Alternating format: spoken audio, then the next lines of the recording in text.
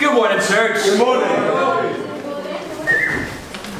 So, who's fired up today? I'm fired up. Enrique's fired up. Yeah. It's great. So, I hope you had a good weekend. Yeah? Anything exciting yesterday? Anyone? Yeah, We did. Yeah. Janelle, what did you get up to yesterday? There was a really cool parkour event on yesterday. Oh, come on, Shimmy. Parkour event. Parkour event. Oh, great. What else? Diana, what did you get up to yesterday? It's like a barbecue. A barbecue. Oh, man, you can't go wrong with a barbecue. Coral, what did you get up to yesterday? I sorted my kids out for their holiday to come on. Very nice. Yuri? I finished watching Stranger Things with my sister. Oh, nice. So the cool thing is that we all have our lives that we go through, and we have sometimes exciting things, sometimes mundane things, but I am always looking for the lesson. Amen. What is the lesson? What's the lesson spiritually that can be learned from Stranger Things? What's the lesson that can be learned from the parkour event? What's the lesson that can be learned from organizing our kids to get ready for a holiday? Because life is full of lessons. Yeah. But the question is that are we paying attention to find out what these lessons are for us? Or are we just going through life with these blinders while these golden nuggets of wisdom, of insights, and experience are flying over our heads because we're not engaged with the world? So I learned this lesson, first of all, when I ran the Tough Mudder back in May. And I wasn't planning to go in to get this deep spiritual insight from it. But I came back with 10 things, if you guys remember, from the Tough Mudder that I learned last time. Can anyone remember some of those lessons? Oh, push past it. Push past your limits, yeah? That's what I was going to say. Don't miss the one of the obstacles? Yeah, don't cut corners. Yes, okay. Yeah. The ice cold lake. Yeah. So, these lessons I learned and I remember because I did it. So you can learn some lessons from other people, but if you really want to learn, you have to learn your own lessons. You have to go through them. Is that you might learn one or two things from me running a Tough Mudder, but you'll learn a lot more when you run the Tough Mudder. You might learn a lesson from helping Coral organize her kids. But you will learn way more when you have your own kids that you have to organize. Is that we, in order to go through this, we have to go through our journey, our lessons. And so these are my lessons. This is what I learned, and I hope that it's beneficial and I hope that it helps you. The title of my lesson is Lessons from Tough Mudder 2.0. Come on, babe. Turn to 2 Timothy chapter 4. So really, I thought that the lessons were going to come from Tough Mudder, but I was mistaken. The lesson started at 9 a.m. Amen. So in 2 Timothy chapter 4, verse 3. Come on, babe.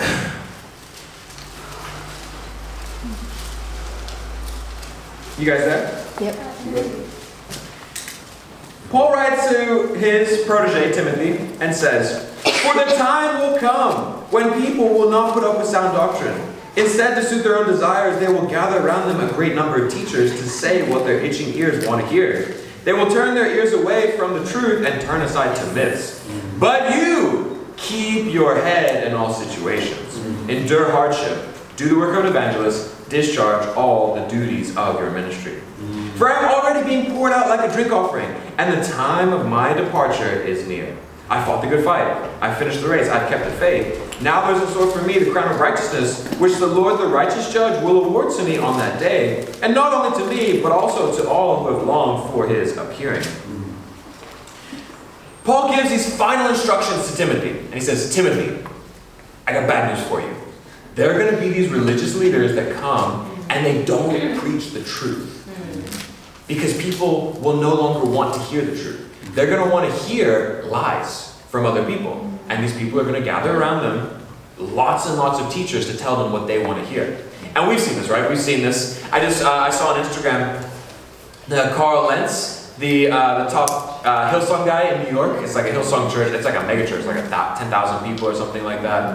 And it's so funny. He goes on, he's like, We want to dispel this myth about these seeker-friendly churches, that they don't stick to the Bible, they just tell people what they want to hear. But we are a Bible church. I was like, you must be listening to my sermons or something like that. We're a Bible church.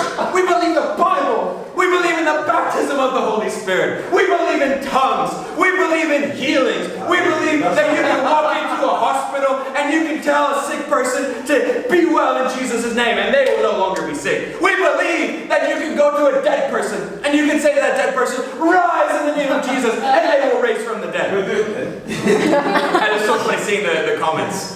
Someone's like, okay, can you show me a video of you in a hospital? Yeah. Wow. Like go, and then he's like, oh, well, and she's like, well, I didn't really say that. She's like, no, you did say that. The video's right there. It's a 30-second long clip. It's very easy to hear what you said.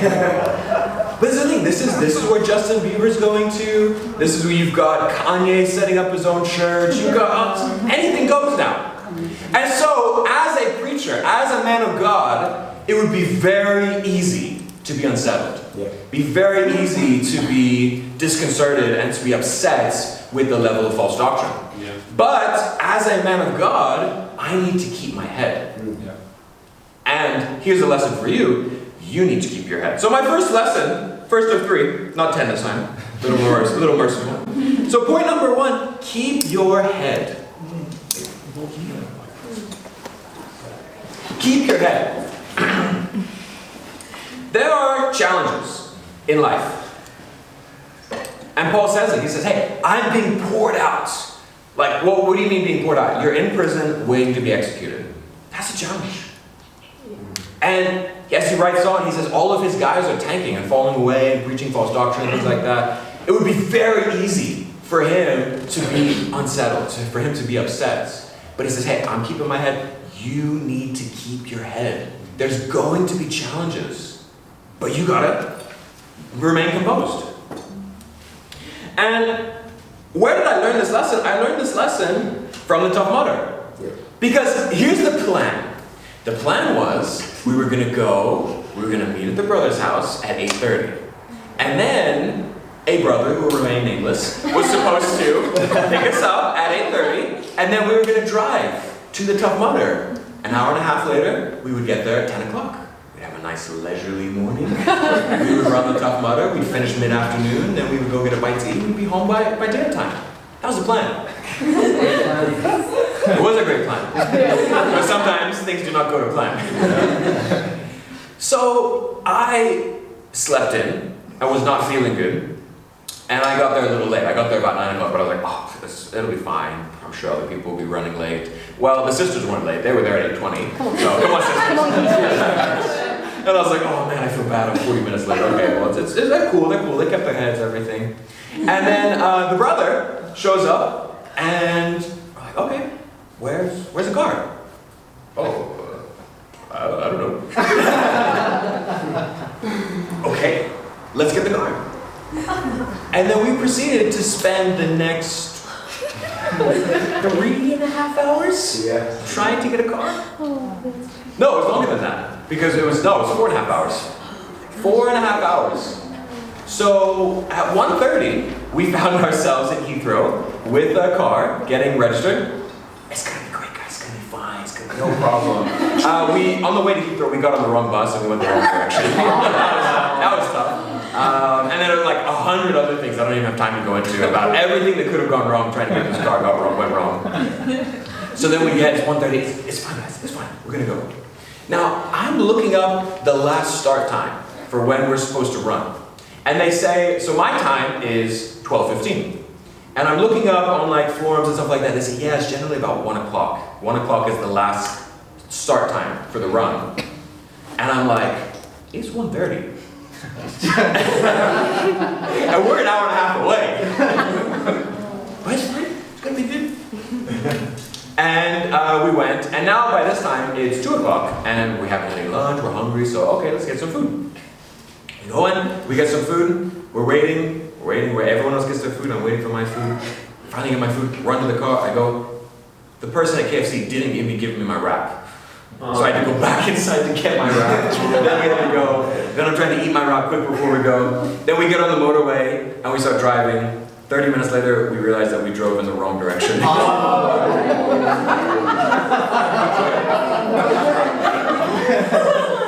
Our new ETA is 3:30. Wow. And I was struggling. I was struggling a lot. See, keeping your head doesn't mean that you don't get angry. Absolutely. Keeping your head doesn't mean that you don't get sad. Keeping your head doesn't mean any of these things. But you need to be spiritual in these challenges. So I was struggling at about 11 o'clock. That's where I was like super angry. And when you get angry, go be angry. That's okay. But go be angry with God. Don't be angry with people. Yeah. So we were walking to the bus, and I stormed off. And I was about 30 paces ahead of the rest of the group, because I didn't want to be with anyone. And I was just praying, because I had a really bad attitude.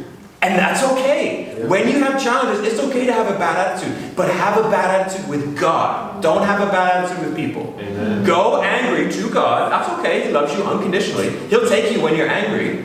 Go Him. Be angry. Be sad. Be afraid. Be whatever you're feeling. And then get fired up and then come back and be a disciple again. Right? Yeah. That's okay. I was very angry. You get very sad, or you get very afraid, or you get very embarrassed, or you get whatever. That's okay. But we need to keep our head. Go to God whenever you feel whatever in this challenge. Get strengthened by God, and then come back. Because at 3 o'clock, when we were still half an hour away from our thing, I'm thinking to myself, we're not going to make it. Because the last run time was 1 o'clock, it's currently 3 o'clock, and we're not even there. They say you want to be 45 minutes early. So if you start at 12:15, you need to be there at 11:30 to get registered, drop your bags off, get everything sorted. So I'm thinking, we're not going to make it. We paid like £100 for our ticket. We then had to rent a car, that was another like £20. Then we had to get food. There's a lot of money invested in this. That is probably most likely going to just go down the toilet. That is really upsetting. But okay, God's in control. Yeah. Everything's going to be fine. And I remember as we were talking, it just got really bad. We're like, okay, God's in control. Everything's going to be fine. And I put on Taylor Swift, Shake It Off.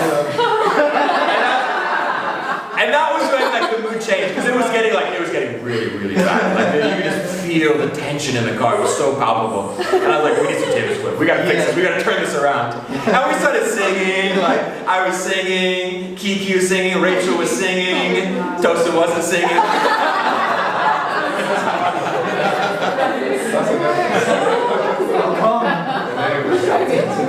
But we were talking about it, and we said, man, how great is it to be disciples? Absolutely. Because what would happen if we weren't disciples? We would have lost our cool, we would have gotten into a fight, it would have been even worse. It would have been terrible. And so this is my first lesson that I wasn't planning to learn. Kind of with lessons from God, you don't plan to learn them, but you need to learn them. And I think that why do I need to learn this? Because I'm going to have a baby. And my baby is going to make me angry. It's going to make me sad. Going to make me afraid. Going to make me embarrassed at times when she poops all over my clothes. And it will make me want to lose my head. But I see that God is preparing me to learn this lesson now, so that when I have my daughter, and I want to feel overwhelmed when there are challenges and things like that, I can go back and remember, hey, no, keep your head, Kolbe. Whatever you feel, go to God, that's okay. Get fired up, get strengthened by God, and then come back and finish whatever challenge that you're going through. Amen? Amen. So this is my challenge for you guys. This week, when you feel overwhelmed, because you will feel overwhelmed, it happens. That's part of life. Go be overwhelmed with God. Go to God, pray. It doesn't even need to be a long prayer. I didn't pray for an hour. I just prayed a little 15-minute prayer as I was walking through Ealing, and God, I feel so angry. Okay, God, thank you for your love, thank you for Jesus. Okay, I feel all right now. But we don't do that. It's very simple what we need to do. And this is my challenge for you. When you feel overwhelmed this week, keep your head. Go to God with however you feel. pray to God, get strengthened by God, and then come back fired up. Amen, guys? Amen. Point number 2. God's timing is the best timing. Yep. Turn to 1 Samuel chapter 2.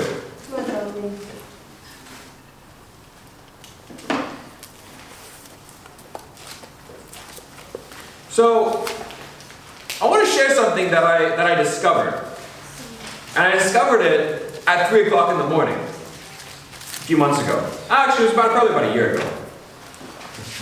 And the way that I discovered it was I was feeling super overwhelmed. I got home at midnight and I just wanted to have a full-on mental breakdown. And so what did I do? I went out and I prayed. And this wasn't like a 15-minute prayer. No, I prayed for like an hour in my car by myself. Rebecca's like asleep and everything. She's fired up. She's happy, but I'm like freaking out. And so I went and I prayed. Still don't feel good. All right, let me go back. Let me go to the Bible. And I read the Bible for like 2 hours. And I had like another quiet time at 2 o'clock in the morning at that time, but eventually until 3 o'clock. And I found this, and it just fired me up so much. And so I'm going to share a bunch of scriptures. Write these down. First, 1 Samuel chapter 2, verse 27. So the context here is that Eli is the high priest of Israel. And Eli's sons are the priests that are ministering to the sacrifices. So in 1 Samuel chapter 2, in verse 27, what happened was Eli's sons were wicked. They had shown contempt for the Lord. They exploited their position. They exploited the people. They abused their power. And God condemns them. It says in chapter 27, "Now a man of God came to Eli and said to him, 'This is what the Lord says. Did I not clearly reveal myself to your ancestors' family when you were in Egypt under Pharaoh? I chose your ancestor out of all the tribes of Israel to be my priest, to go up to my altar to burn incense and to wear an ephod in my presence. I also gave your ancestors' family all the food offerings presented by the Israelites. Why do you scorn my sacrifice and offering that I prescribed for my dwelling? Why do you honor your sons more than me by fattening yourselves on the choice parts of every offering made by the people of Israel? Therefore, the Lord, the God of Israel, declares, I promised that members of your family would minister before me forever. But now the Lord declares, far be it from me. Those who honor me, I will honor, but those who despise me will be disdained. The time is coming when I will cut short your strength and the strength of your priestly house, so that no one in it will reach old age. And you will see distress in my dwelling. Although good may be done to Israel, no one in your family line will ever reach old age. Every one of you that I do not cut off from serving at my altar, I will spare only to destroy your sight and sap your strength, and all your descendants will die in the prime of life. And what happens to your 2 sons, Hophni and Phinehas, will be assigned to you. They will both die on the same day. I will raise up for myself a faithful priest who will do according to what is my heart and mind. I will firmly establish my priestly house, and they will minister before my anointed one always. Then everyone left in your family line will come and bow down before him for a piece of silver and a loaf of bread and plead, appoint me to some priestly office so I can have food to eat." So this is a long story. Eli and his sons did not serve God faithfully. And as the leaders, they were condemned by God because leaders are judged more harshly. And so God sends another prophet to say, hey, I will curse you. I will cut down your family line. No one will reach old age. You will no longer serve as priests in my home. Right? This is what God says. This is what God's going to do, right? Yeah. Okay. Let's go to 1 Samuel chapter 14.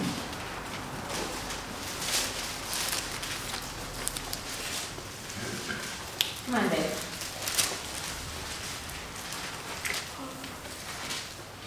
1 Samuel chapter 14, verse 2.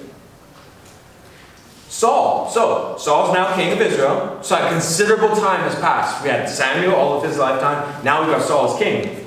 Saul was staying on the outskirts of Geba under a pomegranate tree in Migron. With him were about 600 men, among whom was Ahijah, who was wearing an ephod. He was a son of Ichabod's brother Ahitub, son of Phinehas, the son of Eli, the Lord's priest at Shiloh. No one was aware that Jonathan had left. So look at this. Eli, his family, are still serving as priests for God. They say they're the priests of the Lord.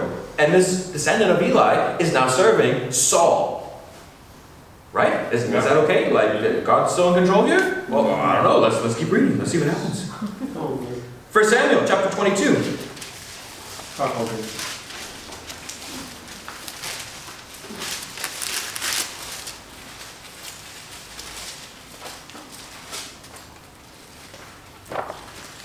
Verse 20. So now we've got David. So David's here on the scene.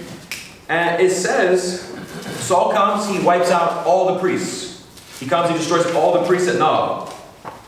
And then it says in verse 20, but one son of Ahimelech, son of Ahitub, named Abiathar, escaped and fled to join David. Well, who is this? This was Eli's grandson. So wait a minute, so God brings judgment on the priests. All of the priests get killed except for this one descendant of Eli. That doesn't make sense, right? Right? Something's obviously wrong. Well, let's keep reading. Chapter 23. Maybe this guy's going to go to David, then David's going to take him out for sure. Because David's God's man, and God's going to be in control, right? Chapter 23, verse 6. It says, now Abiathar, son of Ahimelech, had brought the ephod down with him, and he fled to David at Keilah. Oh, so this guy brings the ephod, the priestly garments, to David. Let's go. And then he becomes David's priest. 2 Samuel chapter 15. So now he's with David. And he's with David. And David, whenever he goes and inquires, he inquires with Abiathar.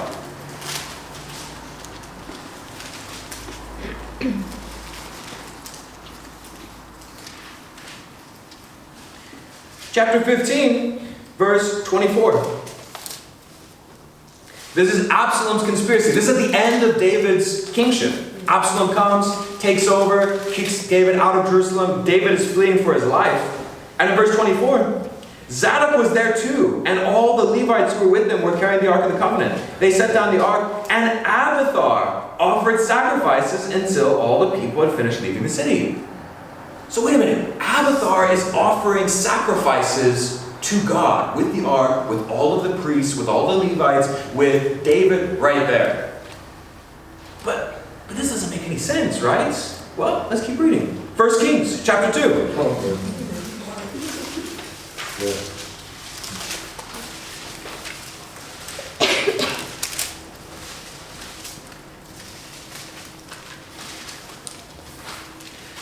Solomon becomes king. He sorts out all of the house. He sorts out Joab. He sorts out all these people. And then in verse 26, this is what Solomon says to him. You got that? Yeah. To Abiathar the priest, the king said, go back to your fields at Ammon.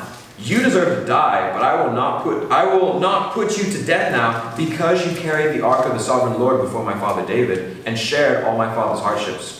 So Solomon removed Abiathar from the priesthood of the Lord, fulfilling the word the Lord had spoken at Shiloh about the house of Eli. Check this out. Samuel was young in the house of Eli. And then at the end of Samuel's life, when he anointed Saul, he was old. So this is at least 40 years. Then Saul, who was anointed, reigned for 42 years. Then David reigned for 40 years. Wow. This is over 100 years, maybe 120, 150 years that this story is going on. Abiathar was Eli's great-great-grandson. Yeah. It was Eli, Phinehas, Ahitub, Ahimelech, Abiathar. All this lineage. And then God decides to take out Abiathar with Solomon. And check this out. David did not even tell Solomon to take out Abiathar. He was not instructed to do this. He did it because God's in control. Yeah. Why did God do it this way? Why didn't God just take them all out in the first generation? I don't know. I'm not God. Yeah. But what I do know is that God's word is true. Yeah. And what I do know is that when God says something, He's in control. And God's timing is the best timing. Come on. I was reminded of this yesterday. Because like I said, we were super late. Everything was going wrong. I was ticked off. I was struggling. Bad attitude. And we're going there and it's 3 o'clock. We finally get there at 3:30. And of course we realized that Rachel even, she'd got the wrong ticket. So we're like, oh my gosh, can we not get a break? Can anything go right in this day? And so we go there and we thought, okay, well, maybe they won't let us run the full thing, the full 16K. Maybe they'll just let us run the 5K, and at least we'll get something. And so we go up and say, hey, they ushered us out. So we actually, we ended up getting free parking, because they didn't ask us for parking because everyone had left. That's how late we got there. So we get there, and we show up at the help desk, and we say, hey, we're here to sign up. They're like, when's your start time? 12:15. Oh, you're quite late. Yes, I know. We're late. And we said, hey, can we do the 5K? They're like, okay, fine, we'll let you do the 5K. And then there was another table, and I was like, any chance we could do like the full thing? Could we do the classic, which was the full 16K? I'm like, yeah, sure, that'll be fine. I'm like, what? And the guy's like, yeah. The organizer, the manager of it, he says, yeah, we talked about this. This is exactly what I told you about. This is what we do. So we just scan them in real quick, get them to drop off their bags, and then we'll drop them off at the last person in the last wave. So they send out people, and then they say, hey, we're just going to call, we're going to radio the course, we're going to find out who the last person is, and we'll just drop them off there. And then they'll run as much as they can run.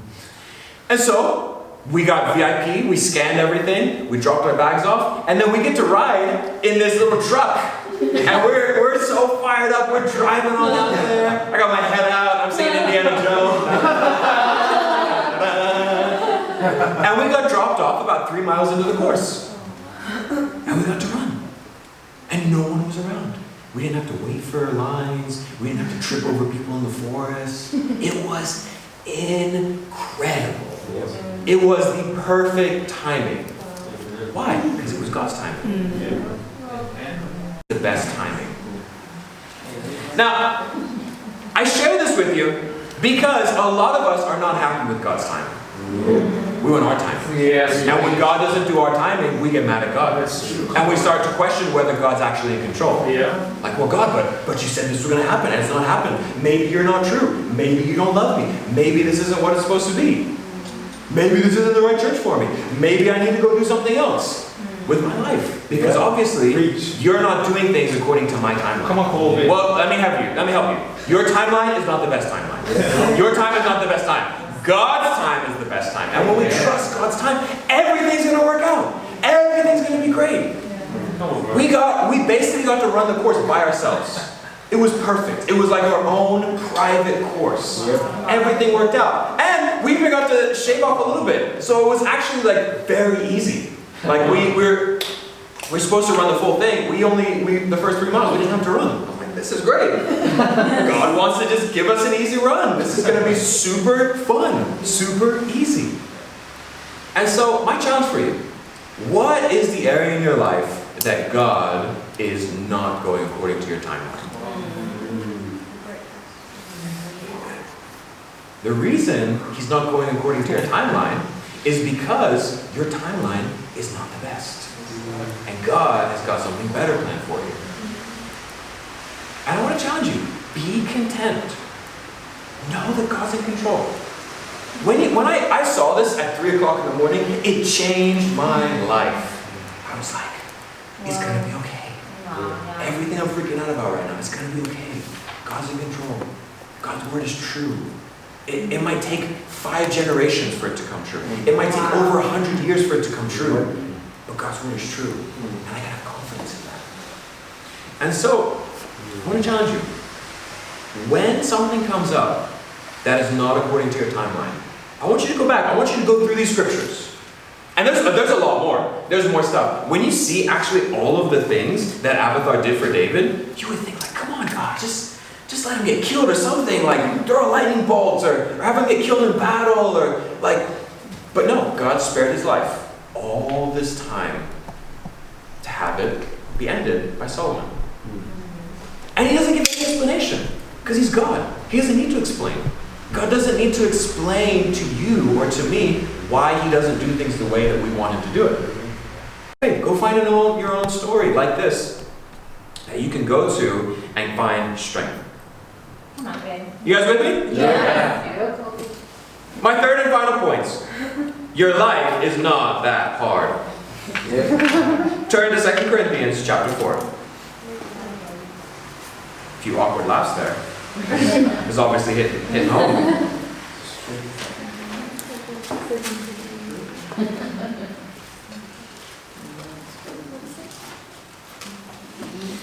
This is a hard point to hit home, but it's so true. We live in the easiest generation in history ever. Technology has never been more effective at helping us. We've never had better health. We've never had more education. This is the easiest time. When you look at history, when you look at what people did, you look at like the Dark Ages, when people couldn't like walk outside of their village or they could get killed. Like get killed by a boar or a bear or like a random person just walking through the woods. Like that's a hard life. Like our lives are really not that hard. And it feels like it's being insensitive. Like, oh come on, Kolbe, like give me a break. It is hard. It is hard. I admit that our lives are hard, but they're not that hard. They could be much, much harder than what they are right now. And I just want to share this in 2 Corinthians chapter 4, in verse 7. I read this yesterday in preparation for the Tough Mudder because I was not fired up at all. Like, I had such a bad attitude. I woke up and I wanted to roll over and go back to sleep. I was like, this sucks. This sucks. Why am I going to go? Like, I had no idea the day that was waiting for me. But I just had a bad attitude. I was like, I need to go get some strength. And I read this. And I read it again this morning in preparation for this. I was like, man, this is so true. Paul, he writes to them talking about the glory of God. And in verse 7, he says, but we have this treasure in jars of clay to show that this all-surpassing power is from God and not from us. We are hard-pressed on every side, but not crushed. Perplexed, but not in despair. Persecuted, but not abandoned. Struck down, but not destroyed. We always carry around in our body the death of Jesus, so that the life of Jesus may be revealed in our body. For we who are alive are always being given over to death for Jesus' sake, so that his life may be revealed in our mortal bodies. The Bible says that we are jars of clay, and we have this treasure inside of us. And so, how do you see the treasure in the jar of clay? You break the jar. We have salvation from Jesus inside of us. But if our lives are perfect, if everything's going great, everything's wonderful, why would we need God? No.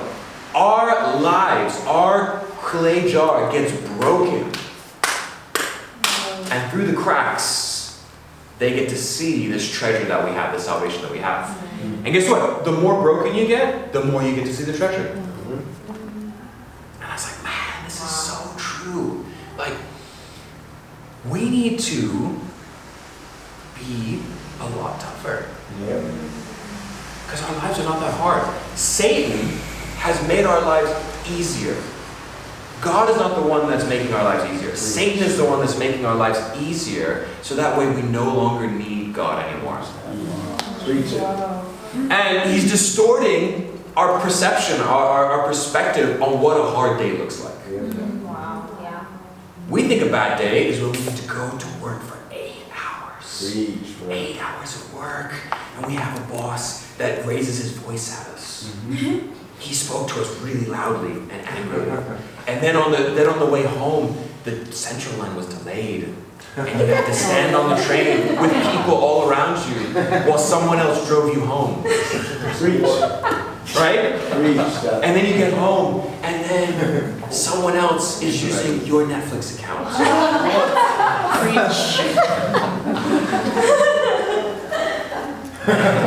What a hard day. And you laugh because you know, we've all been there. We've all done this. We all say how hard our life is. But actually, it gets easier and easier and easier and easier to where we just have these perfect little lives.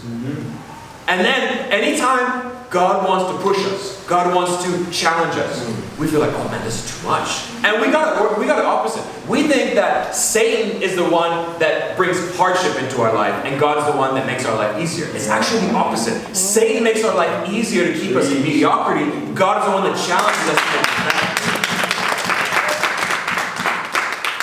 And so I was like, okay, let me get some perspective.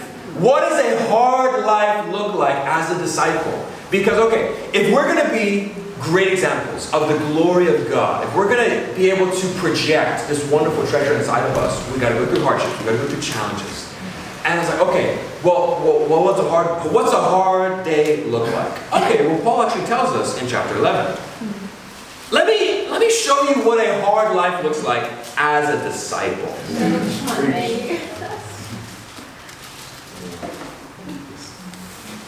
2 Corinthians chapter 11 in verse 21.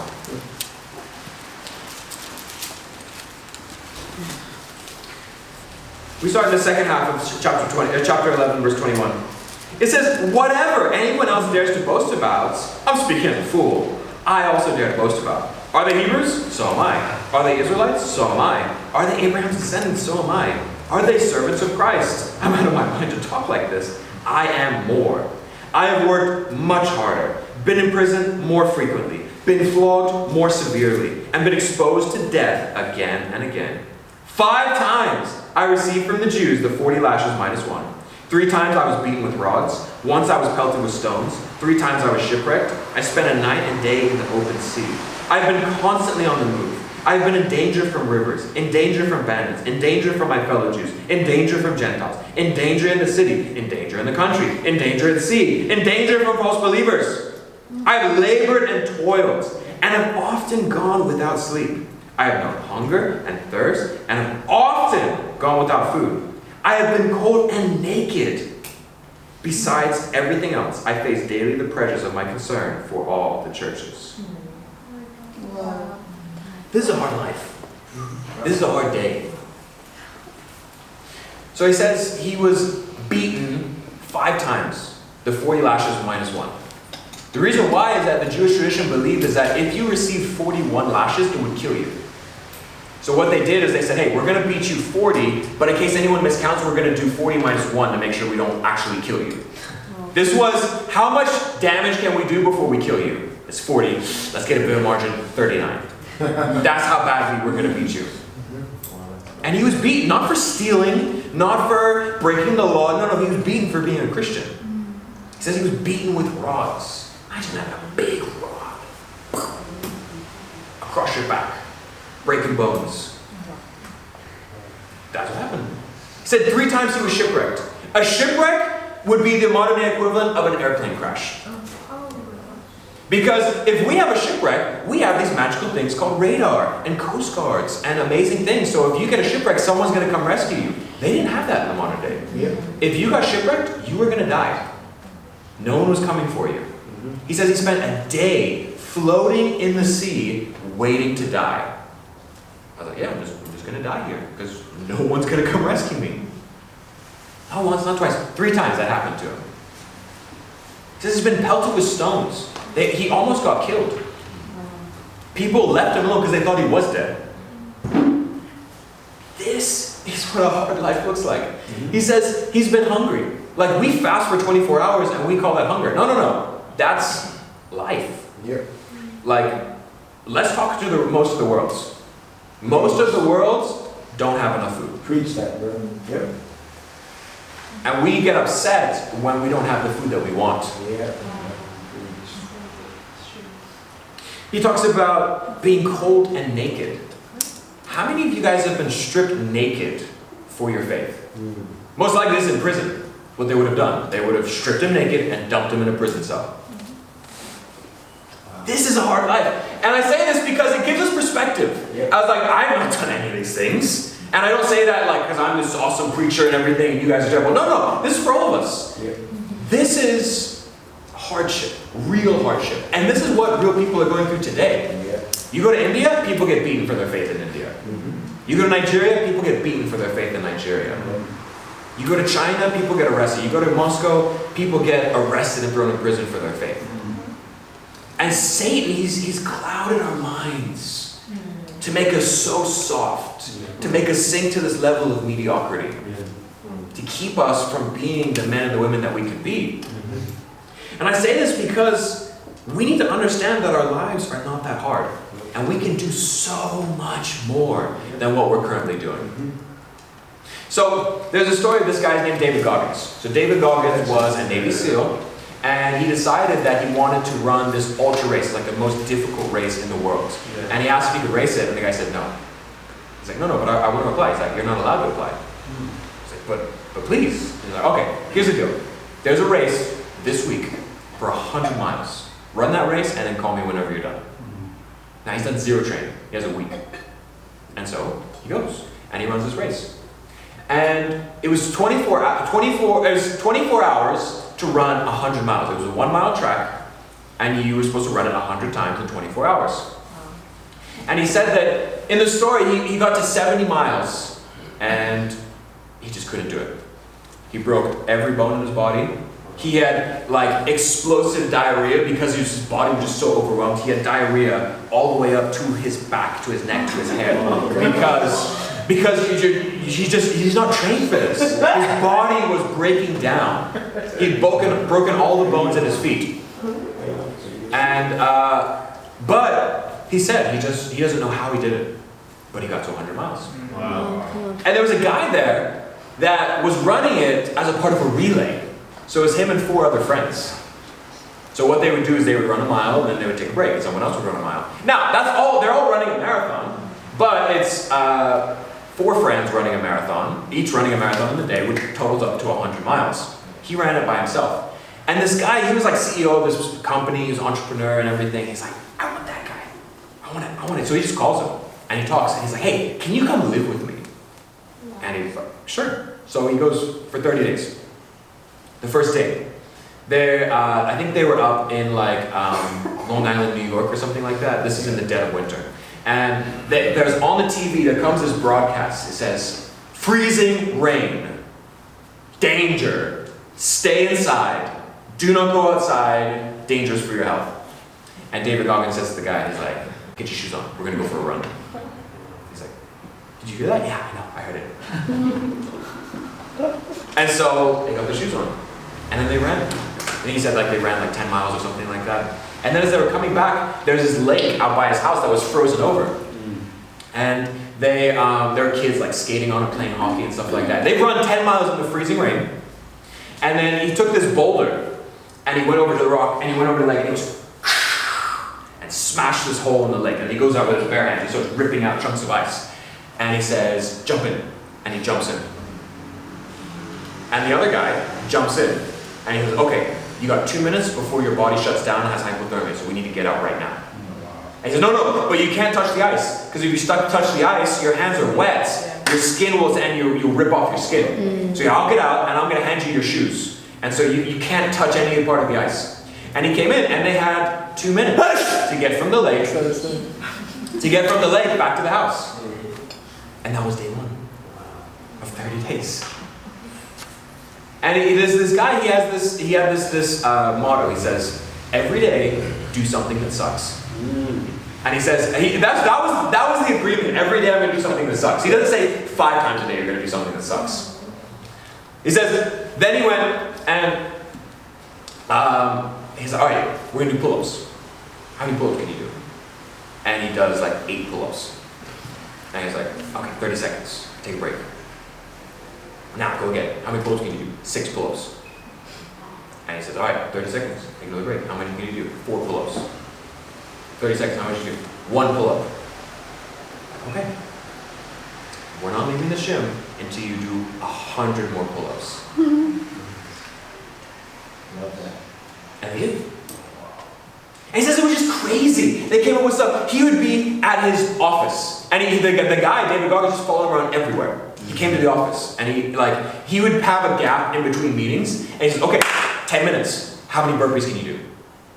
Strip down your boxers right now. So he stripped down his boxers and he did burpees. You guys know what burpees are, right? Yeah. He did as many as he could do for 10 minutes. he put his suit back on, went into the next meeting. And he says the clients loved it. He says he closed every single deal that month. Wow. He's like, who is this guy? What are you doing? This is incredible. He said, they would do just crazy stuff. He says, okay, here's what we're going to do. We're going to run 4 miles every 4 hours for the next 48 hours.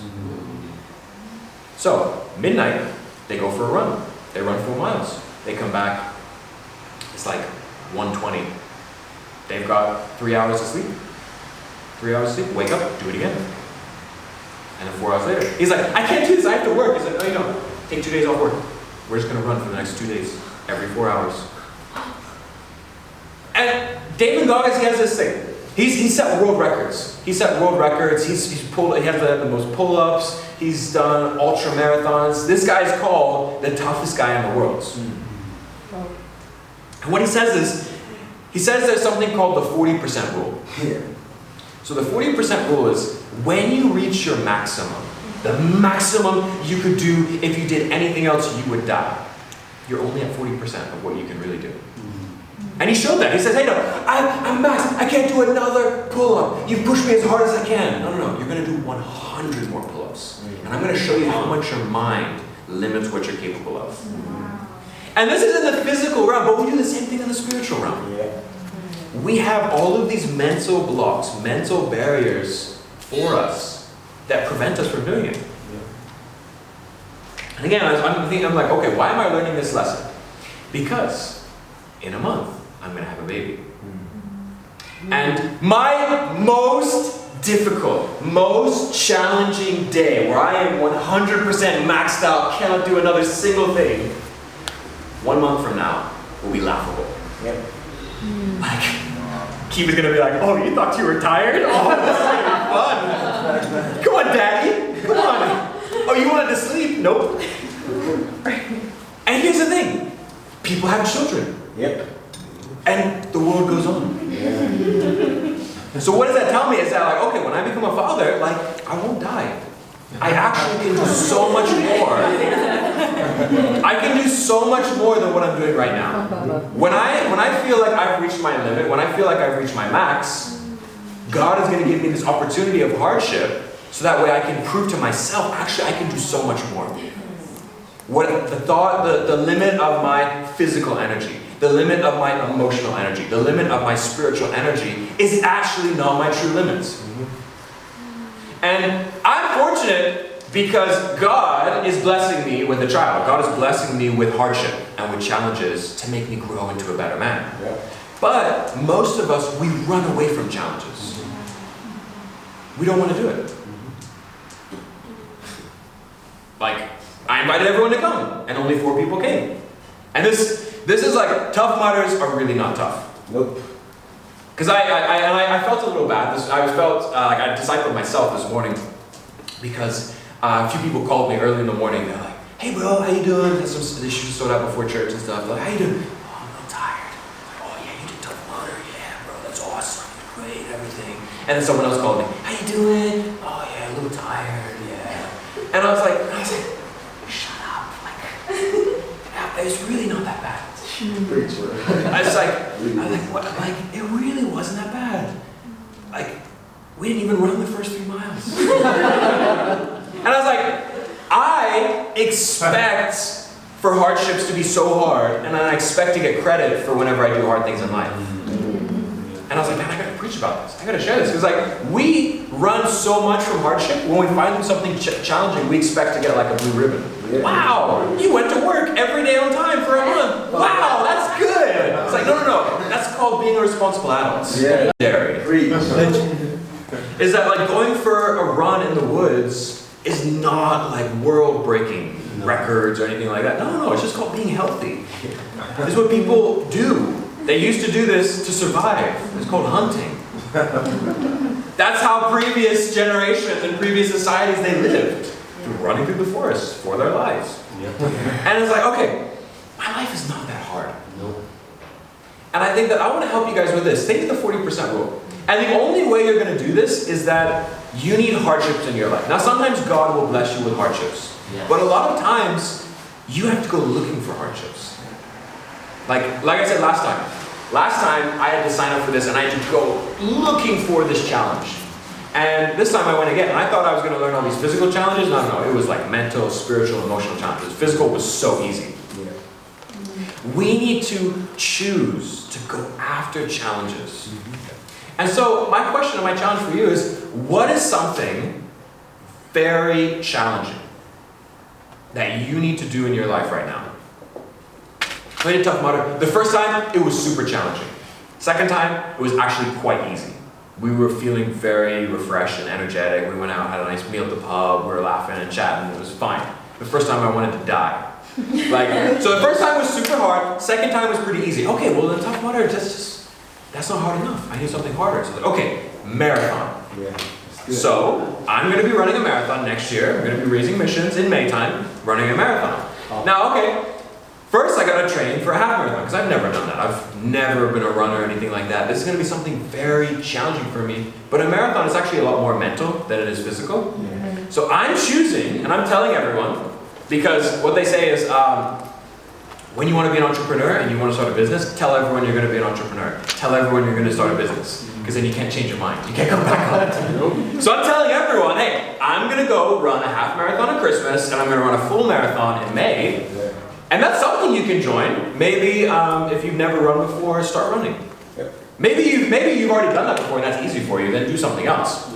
But we need to choose to find difficult things in life to consciously go after. Because these challenges refine our character. They help us to be better men and women of God. And so this is my challenge for you. This is, you pick something that you want to do and you tell everyone you're going to do it.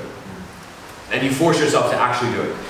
If you want to run a marathon, if you want to run a half marathon, if you want to do another Tough Mudder, if you want to start your own business, like whatever it is, decide and then do it.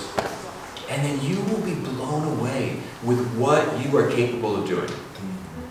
We have the Holy Spirit inside of us. God strengthens us to be able to do incredible things. And as I was running this yesterday, I was like, man, our lives are so great. My life is so great. God has blessed me so much. He's given me so many opportunities about what I can do. And I'm thinking about campus this year. I was like, man, campus is going to be so great. Yeah. But the only way I'm going to be able to get that at campus is by doing what I've never done before. Pushing myself more than ever before. And so when the baby comes, I'm going to have to do twice the work with half the sleep. And this, I'll be honest, this is at times is like a little scary for me. But right now it's exciting. I was like, okay, this is going to be great. It's going to be super hard. I'm going to feel overwhelmed at times. But I'm going to do something I've never done before. And it's going to be laughable how much time and energy I wasted on campus when I was single, then when I was married, and now when I have a kid, that's when I'm actually going to crank on campus because now I'm actually doing it God's way. Amen. And so these are my lessons that I learned from Tough Mudder yesterday. And I think that I hope you take these lessons to heart, and then I hope you go after learning your own lessons. Learn from what you can learn at work. Learn from your family. Learn from the tube. Learn from campus. Learn from everyone. Love you guys. God be the glory.